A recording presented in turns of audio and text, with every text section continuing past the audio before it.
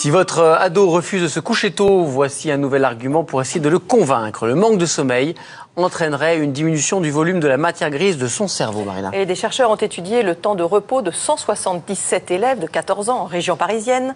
Eh bien, dormir moins de 7 heures par nuit et se coucher tard le week-end modifierait le volume de certaines zones du cerveau et aurait des conséquences sur son apprentissage. Explication, c'est Idali, Gaël Le Garec et Hervé Droguet. Pour être en forme, un adolescent devrait dormir 9h30 par nuit. Des consignes loin d'être respectées. Mais quelles sont les conséquences sur leur cerveau? Pour la première fois, des chercheurs ont étudié les habitudes de sommeil de 177 élèves âgés de 14 ans. En moyenne, ils se couchent à 22h30 pour se lever à 7h en semaine. Mais le week-end, ils se décalent et ne sombrent qu'à 23h30 pour se réveiller à 9h45.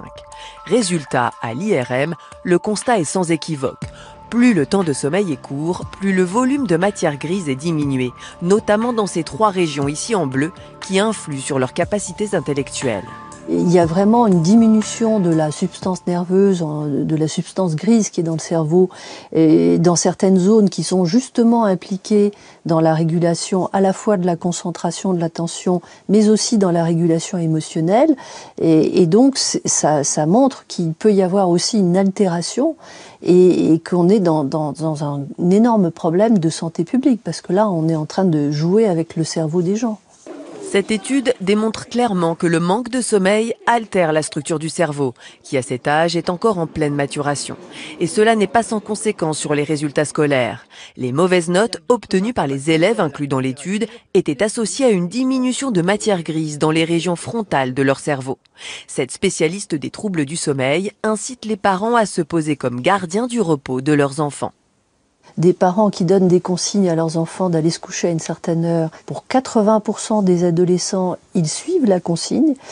Il y en a 10% qui prennent quelques libertés, disons, par rapport aux horaires et 10% d'irréductibles. Mais pour 80% des ados, ça marche. Donc il faut vraiment pas que les parents baissent les bras. Et même si c'est parfois un petit peu difficile, hein, finalement, ça montrait que les parents s'intéressaient à lui et ça, c'était important. En 25 ans, le temps de sommeil chez les adolescents aurait chuté de 50 minutes par nuit. Mais ce qui préoccupe davantage les médecins, c'est que 10% d'entre eux ont un sommeil fractionné, se réveillant la nuit pour jouer, chatter ou surfer sur Internet.